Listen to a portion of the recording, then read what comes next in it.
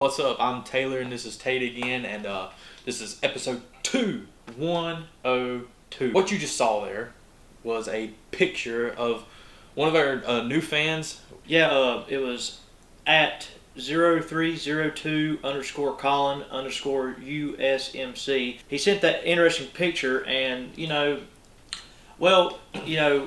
interesting to me was it did look like a Sasquatch footprint. I mean, it's something that you couldn't just necessarily go out in the woods and replicate.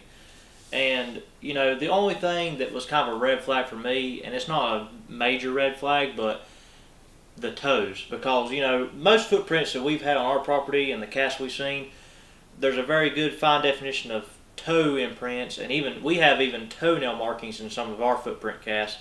And that's the only thing that kind of raised a red flag for me was where's the toe markings. But all in all, it's a very intriguing picture, and enough to say, it's enough to say we should take a look at it. So thank you to that Instagram user for sending that out to us, and we look forward to other content and video and messages. If you want to send anything, send it to us via Instagram at NC Squatch Watch. We'll be glad to take a look at it. We'll feature it on here, and we'll just go with that. So we was out last night, and recently and way in the past, we've had a communication line with these Sasquatches on the property, and it's between stacking rocks and other materials together. And this clip we're about to show you is from last night. David was checking the rock pile that we've had, and he had some interesting commentary on it. There was different rocks stacked, and there was a few knocked off, and we believe that's a communication line to Sasquatch between us and them. What do you think, Taylor? The trail was bare.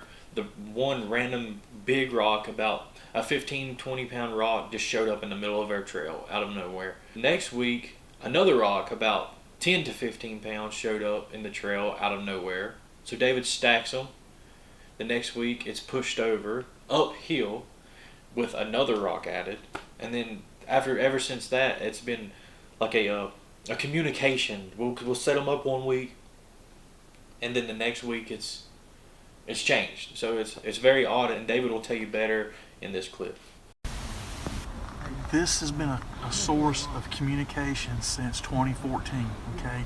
We didn't put these rocks here, Sasquatch did. We keep rearranging it, new things show up, they're moved, lots of different... Y'all saw the clip of David. I'll let Tate go ahead and explain the next event that happened last night. Okay, so we was on one of the trails on the property last night, and we come across another rock pile that Gary had set the previous time that him and D'Angelo came, and we was checking on the rock pile when coincidentally we happened to look up, and a tree branch that's probably, I'd say, 8 to 9 foot above, well, it's 8 to 9 foot from ground up above us to where we was looking. It was a twisted tree branch, and this was like a tree branch, when we're in the woods, like if you try to twist a tree branch to mark your trail when you're going through the woods to not get lost, it was like it was twisted by someone, but it was up in the air. So that was a very interesting piece that we found on the property last night. And what do you think about it, Taylor? If wind's going to blow something, it's going to snap it. This, whatever it was walking through and just retch up, twisted, and then behind it you see the X formation. The wind's going to blow a tree, it's going to either snap it or it's going to kind of blow it down. These are kind of up and out and in, and they coincidentally cross into an X. And sometimes when we look, we'll look down the line where the X tree is made, and there's more in a line down through the property. And that's just something that's very odd to us, and we're still trying to research on that and bring forth more information upon that. And right now it's just a mystery and a head scratcher to us why these X formations are made with trees on the property.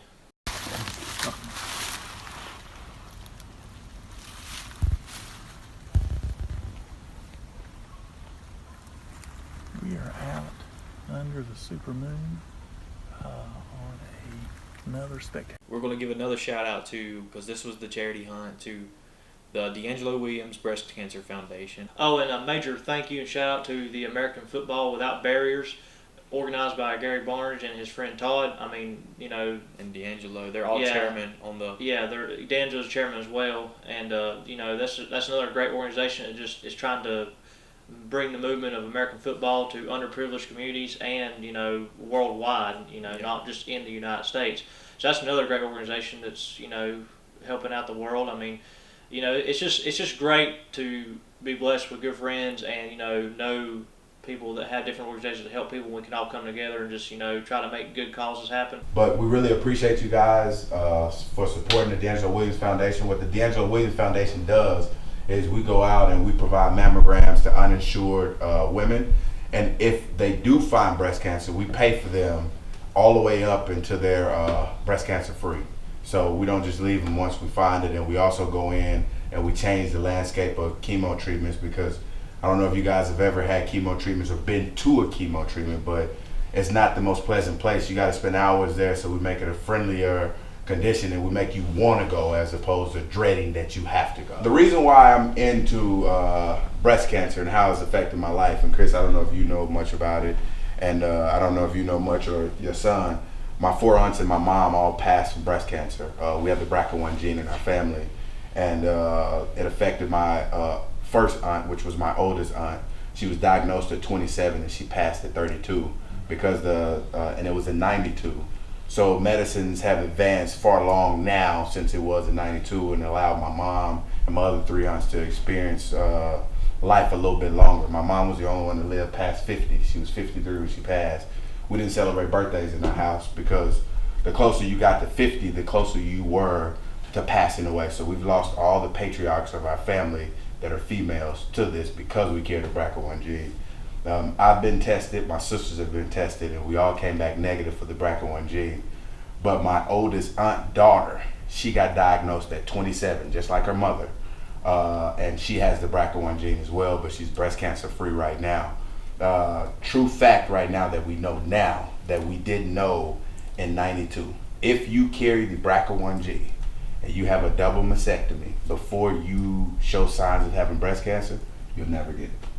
Wow. So had we known that in 92, all of my aunts and potentially my mom would have been here still to this day, had they just known that information before they tested positive for breast cancer. Wow. But once you have it, it metastasizes and get into your main organs, and then you have a different fight on your hands from that standpoint. But that's why I stand with all women and men that recover breast cancer, and that's why I started my fight.